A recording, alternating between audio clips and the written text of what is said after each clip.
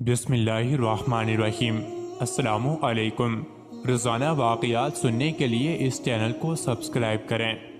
حضرت لال شہباز قلندر رحمۃ اللہ علیہ جب حج کے لیے تشریف لے گئے تو روضہ رسول صلی اللہ علیہ وسلم سے غیبی اشارہ ملنے پر آپ نے سندھ کا رخ کیا۔ سندھ تشریف لانے کے بعد آپ نے ایک جگہ قیام کیا۔ اس وقت سندھ میں ظلم و جبر اپنے عروج پر تھا اور عام تھا، کسی کی کوئی فریاد نہیں سنی جاتی۔ اسی وقت کا یہ معقولہ بھی مشہور ہے، اندھیر نگری چوپٹ راج لوگوں کو بے بس اور لاچار دیکھ کر ایک مظلوم جس کا نام سکندر بہار بودلہ تھا، وہ ایک نعرہ مستانہ لگایا کرتا تھا، میرا مرشد آنے والا ہے، ظلم کا زوال ہونے والا ہے۔ سکندر بودلہ سیوستان کی پہاڑیوں میں عبادت و ریاست کرتے تھے۔ ایک رات سکندر بودلہ نے خواب میں آواز غیبی سنی کہ ایک مرد قلندر آنے والا ہے جو ظلم کو نور میں تبدیل کر دے گا۔ پھر اکثر ان بزرگ کی زبان پر یہ رہتا تھا کہ میرا مرشد سائیں آ رہا ہے۔ اس نعرے کو سن کر شہر کے لوگوں کے دلوں سے دعا اٹھتی کہ خدا کرے ہمارا خیر خواہ جلد آئے اور ہمیں راجہ کے ظلم سے بچائے۔ بودلہ کی آواز میں ایسی کڑک تھی کہ راجہ کے قلعے کی دیوار کو چیرتی ہوئی اندر آ جاتی تھی۔ رات کے اندھیرے اور سناٹے میں یہ پرسوز آواز اہل قلعہ کی نیندیں اڑا دیتی تھیں۔ شروع میں تو راجہ نے اور قلعے کے لوگوں نے اس آواز کو نظر انداز کر دیا تھا، لیکن جب نعروں میں شدت آ گئی تو وہ بھی بکھلا اٹھے۔ ان زوردار نعروں نے نہ جانے کیوں راجہ کو خوف زدہ کر دیا تھا۔ بالآخر راجہ کے سپاہی گئے اور اس کو گرفتار کر کے راجہ کے پاس لے آئے۔ راجہ کے سامنے بھی سکندر بودلہ کی زبان پر یہی الفاظ اور نعرے تھے۔ راجہ غضبناک ہو گیا اور اس نے سکندر بودلہ کو قید کروا دیا، لیکن قید خانے میں بھی اس کے نعرے بند نہ ہوئے۔ راجہ رات بھر اذیت کی آگ میں جلتا رہا۔ صبح ہوئی تو اس نے وزیروں کو طلب کیا۔ وزیروں نے کہا کہ بودلہ کی کھال ادھیڑ دی جائے، اپنے آپ ہی دماغ ٹھکانے آ جائے گا۔ راجہ نے اجازت دے دی اور سکندر بودلہ پر ظلم کی بارش کر دی گئی، لیکن ان کی زبان پر یہی الفاظ تھے کہ میرا مرشد آنے والا ہے، ظلم کا زوال ہونے والا ہے۔ دوسری جانب جب حاکم سیون نے لال شہباز قلندر کی یہ کرامت دیکھی کہ ان کا دیوانہ سکندر بودلہ قید میں ہونے کے باوجود بھی رہائی پا کر ان کے پاس پہنچ گیا ہے، تو اپنے علاقے کے کچھ جادوگروں کو طلب کر کے ان سے مسلمان بزرگ کے مقابلے کا کہا، لیکن سیون کے جادوگروں نے مقابلے سے پہلے ہی اپنی شکست تسلیم کر لی تھی کہ انہیں ہرانا ہمارے بس کی بات نہیں۔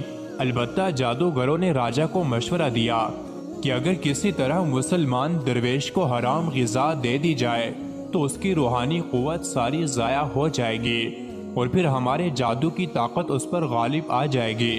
راجہ نے کسی روز ایک حرام جانور کا گوشت پکایا اور خوان سجا کر مسلمان درویش کی خدمت میں بھجوا دیا۔ جب یہ خوان حضرت لال شہباز قلندر کی خدمت میں پیش ہوا تو کھانا دیکھتے ہی آپ کا رنگ متغیر ہو گیا اور آپ نے یہ کہہ کر خوان سے بھرے ہوئے کھانے کا پلیٹ الٹ دیا کہ ہمارا خیال تھا کہ وہ کافر اتنی نشانیاں دیکھنے کے باوجود ایمان لے آئے گا، مگر جس کی تقدیر میں ہلاکت و بربادی لکھی جا چکی ہو اس سے اللہ کے سوا کوئی نہیں ٹال سکتا۔ مرشد کے اس عمل سے خود ان پر لرزہ طاری ہو گیا۔ پھر دوسرے ہی لمحے زمین بھی لرزنے لگی۔ سیون زلزلے کی لپیٹ میں تھا، زمین نے دو کروٹ لی اور طاقت و اقتدار کا سارا کھیل ختم ہو گیا۔ ادھر درویش کے سامنے خوان الٹا پڑا تھا اور ادھر حاکم سیون کے قلعے کی بنیادیں الٹ چکی تھیں، جبکہ ایک روایت میں جو عام طور پر لوگوں کی زبان پر ہوتی ہے کہ ایک مجذوب حضرت لال شہباز قلندر رحمت اللہ علیہ کا دیوانہ تھا اور اس کو ساری دنیا میں حضرت لال شہباز قلندر سے زیادہ کوئی عزیز نہیں تھا۔ بادشاہ کو شدید غصہ آیا کہ میرے خلاف لال شہباز قلندر کے حق میں نعرے لگانے والا کون ہے۔ اس نے بودلہ کو اپنے پاس بلایا اور کہا کہ کیا تم ہی نعرے بلند کرتے پھرتے ہو؟ راجہ چوپٹ کو اس مجذوب نے جواب دیا، ہاں میں ہی نعرے لگاتا ہوں۔ یہ کہہ کر مجذوب شخص نے دوبارہ دیوانہ وار نعرے لگانے شروع کر دیے۔ راجہ چوپٹ نے معلوم کیا کہ اس کا نام کیا ہے تو اس کو بتایا گیا کہ اس مجذوب شخص کا نام سکندر بودلہ ہے۔ راجہ چوپٹ نے کہا کہ قلندر کے حق میں نعرے لگانا بند کرو۔ یہ سن کر بودلہ کی آواز میں مزید شدت آ گئی اور اس راجہ کی بد دماغی اپنے عروج پر پہنچ گئی، اور اس نے حکم دیا کہ مجھ سے بغاوت کرنے کے جرم میں اس مجذوب کو ذبح کر کے پکایا جائے اور اس کا گوشت کھا لیا جائے۔ لیکن ان کو ذبح کرنے کے بعد ان کا گوشت کھایا جا رہا تھا کہ ادھر حضرت لال شہباز قلندر رحمت اللہ علیہ دھمال ڈال رہے تھے۔ حضرت لال شہباز قلندر معمول کے مطابق دھمال کے دوران بودلہ بہار کو پکارتے تھے۔ انہوں نے جیسے ہی ان کو پکارا، مختلف روایات کے مطابق جن جن لوگوں نے سکندر بودلہ بہار کا گوشت کھایا تھا ان پر عجیب و غریب واردات گزر گئی، اور جو بوٹیاں وہ کھا چکے تھے ان کے منہوں اور معدوں سے نکل نکل کر لال شہباز قلندر کے پاس جمع ہونا شروع ہو گئیں۔ جب بودلہ کے تمام اعضاء جمع ہو گئے تو ان اعضاء نے ایک جسم کی شکل اختیار کر لی اور دھمال کر کے وہ جسم دوبارہ ٹکڑے ٹکڑے ہو گیا۔ یہ منظر دیکھ کر راجہ گھبرا گیا۔ حضرت لال شہباز قلندر نے راجہ سے کہا، تو نے میرے مرید کو شہید کر دیا، تو نے ایسا کیوں کیا؟ راجہ نے گھبراتے ہوئے جھوٹ بولا کہ اس مجذوب کو اس لیے قتل کروایا گیا کیونکہ میرے قلعے کی دیوار میں ایک کھڑکی ہے جہاں اکثر میری بیٹی بیٹھا کرتی ہے اور بالوں کو سنوارتی ہے۔